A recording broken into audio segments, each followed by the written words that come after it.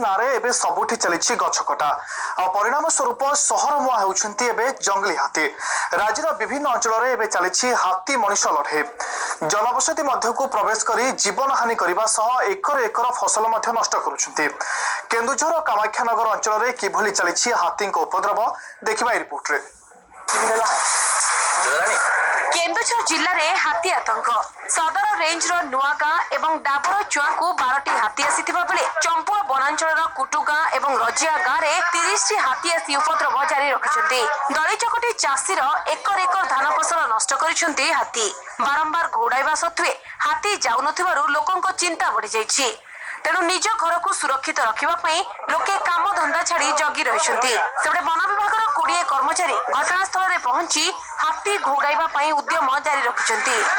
काली राति प्राय हाथी आसिले हाथी आसुनी घोड़ी तले भी घर अच्छी प्राय दिन बेला आज रही सका सका खादुलु वन विभाग कौन आसुना एवं फसल नष्ट कर दौरान आम कम दाम छाड़ी ये जगीचु हाथी को केमती घोड़ेबू से जगिक रही 14-15 हाथी अच्छा ये पहाड़ तला घर एडी घर पशि घर द्वारा भागी बोले बहुत आज्ञा आह्वान कर लोक बहुत रक्षा कर कम धंदा चाहिए जगीचु आज्ञा आम प्राय 2टा टीम रे 20 जन स्क्वाड प्लस आम अन्य 5 जन स्टाफ सब पछु आसिक जगी पब्लिक को सुरक्षा देवाई धन दिन सब धान बिल कि घर बाड़ी के देखापी केमती काजुआलिटी न हो से अच्छु सब।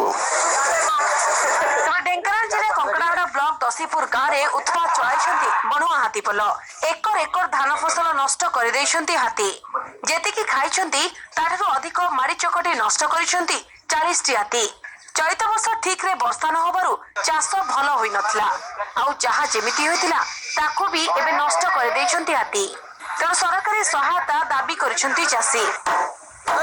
आउ धान अनेक करथिलु पानी मड़ी मुड़ा जाए हाथी आसिकी 30-40 फुट हाथी आसिकी धोधुआ कर खाई खुआ देनी कायरी आउ जहाँ सरकार न बुझा कौन कर जो खंडिक धान कर पानी पणा मड़ेना जो हाथी आसी 30-40 घर हाथी माड़ी दली खाई पीकिना नष्ट कर दे। सरकार जरी या पदक्षेप कि रिस्क किसी न नेबे आमे गरीब लोकरा बंचीबु के। केन्दुझर प्रणय पाणी सहित कामाक्षानगर राकेश देहुरी रिपोर्ट ओटीवी।